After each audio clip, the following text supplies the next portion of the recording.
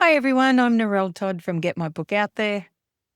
Hi, everyone. S.E. Smith, also known as Susan. I'm a New York Times USA Today bestselling author. And Norel, what are we diving into today? I thought we could talk about giveaways, or not giveaways, the freebie, probably the better word for Yeah. it. Most authors give away or give us a freebie to get somebody's email ad, so they give away their book. And I wanted to just tap into that because there's a lot of some research, and I think there's a bit of anecdotal stuff out there at the moment about how effective that is now, that there are so many books out there that people get the book, but then it sits on their to be read pile for forever and a day, and they may well forget that they actually got the book from you. So I wanted to talk about what are some of the other ways that you can really attract people to give you their email address, which has gotten a little bit harder just across the board for all sorts of industries, not just authors, certainly in the last, say, this year.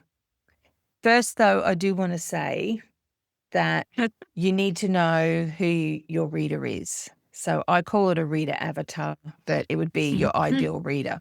So you need to know your books. You need to know who the ideal reader is. And that way, once you know certain characteristics about them, it makes it so much easier to then try and think of some other things that would interest your reader so that they would give you their email address. Are they big into music? If they are, then a playlist might work.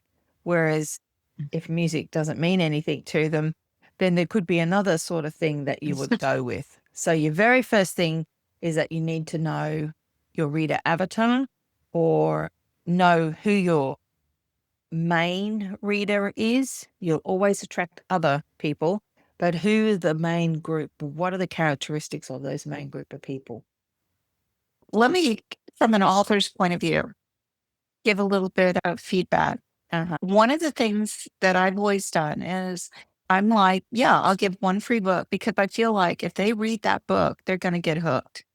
And I was mentioning that I was reading back through some of the reviews, and some of them were saying, I had this book on my to be read list forever. And I decided to read it, and I was like, oh my God, I read it. And now I went out and bought all the other books. And that's what you're wanting.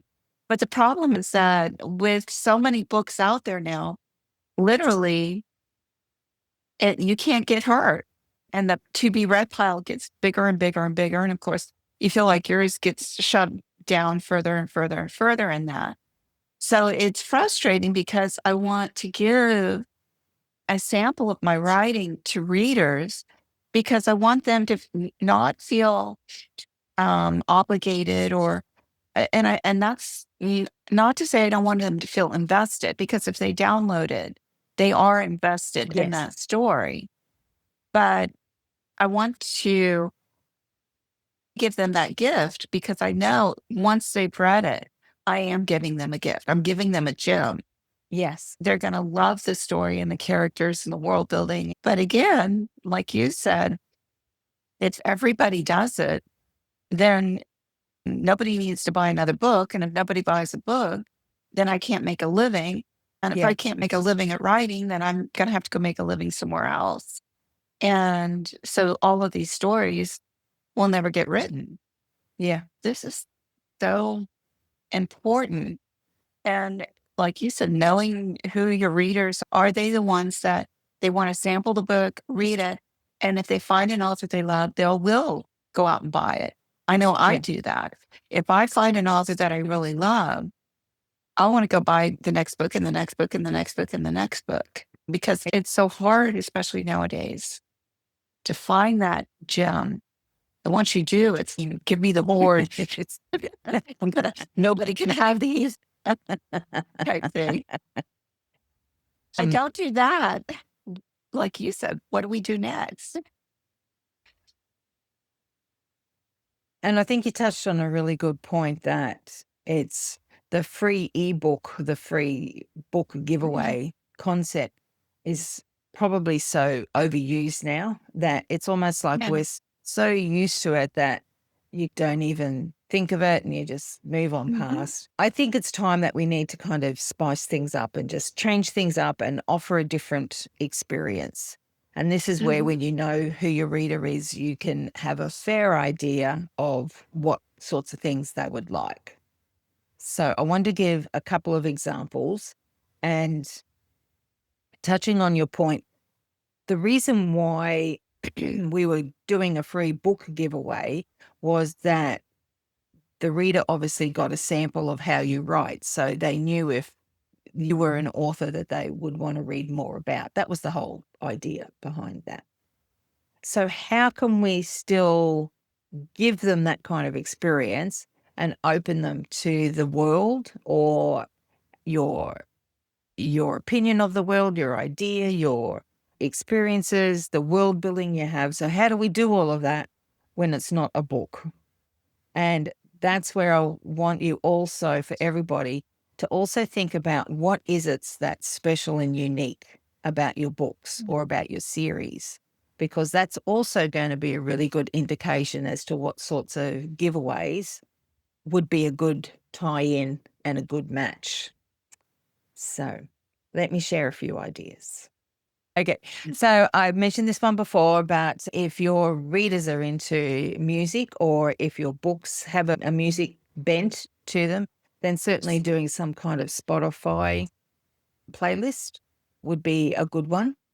And you can even talk about why you chose these songs. So it's not just the songs, but you can even do a bit of an audio as to why these songs, why does it make it, how do the songs fit to your series or your books or you when you write? So it all depends there as to what message you'd use. I love that because I actually have on my phone a playlist called Susan's Writing List. Ah, yes. And so I end up playing that when I'm writing. And it's a mixture of songs that connects. Music really opens my mind. Yeah. And so listening to music when I'm writing is like the bomb. Yeah. Yeah. And there's certain songs, like I know there's a song with Imagine Dragons that I listen to that brings up for Paul's Pursuit. You know, I hear that song and immediately I imagine Paul and him looking up at the sky and wondering where Trisha is, and then him going with her and meeting Moriam. And so all of that, it just like explodes in my mind. Then there's other songs that remind me of the pain and the determination and challenging Saber with Taylor and Saber, and her finally telling him, this is it. You need to make your mind up when I come back. And then, you know, everything that happens and him realizing that love is worth fighting for. And the song that I have in my mind where Crack thinks that he's this kind of monster, and yet Skeeter sees to her dragon, the one that can conquer and keep her safe and fight beside her. She doesn't see him as a demon, as a monster or anything. She sees him as the man that he is. Yeah. And so these songs just have such an impact on me as a writer. I love sharing that with the readers. Plus, you get to meet new artists. Mm-hmm. And I know, listen, a lot of my songs, they'll be from movie tracks, and I'll hear Yes. it in the movies. That's what's that one? That one. And You're Shazamming all through the movie. yeah, and I just love this, and so it goes into my playlist, and it helps me with my writing later on. Yeah. Yeah. Love that. One of the other things is also to give people an experience of your worlds.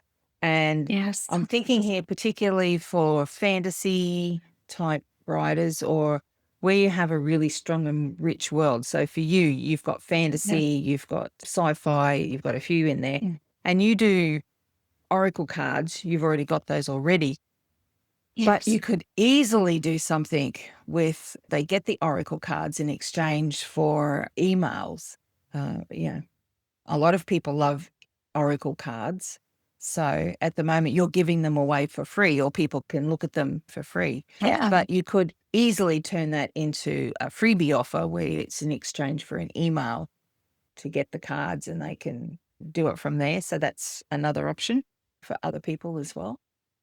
I know people are getting more reluctant to, because they're on so many lists, they get so many emails every day. But if it's something that enriches your life and brings you joy, then you don't mind getting those emails. Yes. Yeah. Yeah. And your artwork is beautiful too. So you're giving them a really rich visual experience, but it's also about bringing them into the world, not through a book, but it's like through say, the inspirational quotes on it and through the art and all that sort of stuff. People come and find books in many ways. So I think tap into all the different perspectives that people have and the senses. And yeah, if you have something that people can touch, that's always a good one too, as well as obviously eyeballs to see. I know I have the animal spirit cards, and then I have the dragon oracle cards. And I think one of the things I like about it is I'll pick a card and it's like my avatar for the day. Yeah. What am I working on today? What am I letting come out of me today? Is Yeah. it determination? Is it resilience? Is it believing in myself? And this is going to be, and it gives an affirmation. It says, this is really who I am. And it pushes me throughout the day to live up to that. Yeah. Yeah. And a similar one to that one is like a personality type quiz. These are just, you could have so much fun with these. I was just thinking of, say, people who are a bit, say, into time travel or have a strong bent towards some kind of astrology or something like that. Just imagine how much fun you could have around what's your best past time period. And they could fill out a little quiz, and then to get their results, they exchange their email for something like that. Or if you're a country and western writer, you could do, what kind of cowboy are you? And they have to fill out a few answers or questions. They get their answers. Herding cats. Yes, herding cats. I'm that kind of cowboy. So have a think about the personalities. Yeah. Personalities that could be in your book. So it could be, which character are you most, so you could do that kind of connection. Or Yeah. you could do just an interest that they have. So if it's the genre you write in, you could just do something broader than that, say, as in if you write in westerns, then just cowboys in general. Or if you have cowboys in your books, you might want to do, well, which cowboy from my series are you? That sort of thing. What time period? What, are you on a wagon, or are you in a town, or you at a fort, and you may be the antagonist. You may be the protagonist. Yes. Are you male? Are you female? Are you young? Are you old? Type thing. One of the things I like about this is it reminds me a lot of watching Young Sheldon, or not Young Sheldon, The Big Bang Theory. Is they're playing D&D, Dungeons and Dragons. And so anybody who does the RPG games know that it's the role-playing games. And so in doing this, you're giving them that opportunity to do role play. Yeah.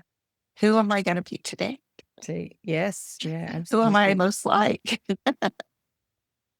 If you're a romance author, you could do love letters to the person. And depending on the type of romance you write, could depend on the love letters, but it could be, say, from one of your characters has written a series of love letters to the reader. Or you could share love letters between, say, two major characters, minor characters, some of your characters, or it could be the character to the reader.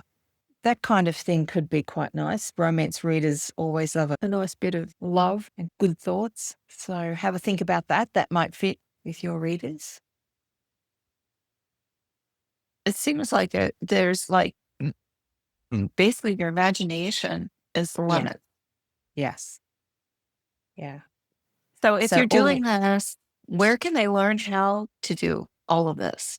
if they want to put this or they want to create this, what's a good reference for them to start? So would they like join the 10-hour author club so that they I could learn how to do this? Or I would suggest that they do the branding first, because okay, part of what that does, I'm just thinking of the branding course that I do. It taps into who the reader avatar is so that uh-huh. people know, and then people know who they're actually targeting, what their likes and dislikes are, strengths and weaknesses, and all those sorts of things of both themselves and their reader. And then from Okay, there, you can, once you know who your reader is, it becomes so much easier then to think of these sorts of things, because you've then got a frame of reference for people that helps. instead of just going, oh, I don't know, just why can't I do a book? Throw I it want at to the do a wall book. Yes. Yeah. Yeah. and Um, find out you're totally marketing to the wrong person. yes. And then you're wondering, why is nothing sticking or why is it working? And it's because they don't understand who the reader is. It makes Yeah. complete sense. Yeah, yeah. And if people are really want the deep dive, then definitely they need to just DM me in Instagram, and I can hook them up with a link to your signature Get My Book Out There marketing system, where we go through all of this. We tap into all these sorts of things. We get you ahead of the game, so you're not like going 6 months later saying, oh, my rates have dropped down of people signing up. The people who are a part of that program are in there now doing this sort of Yeah. thing, which is why we thought we would share it, because it is timely for you to get on board, make the changes now so that you can adapt. And I think always when you're the early adopter, you get a bigger bite of the apple. I think Thinking you do, outside of the box. Yeah. for sure. It's so important to think outside of the box, Yeah. especially in the publishing world where it's changing.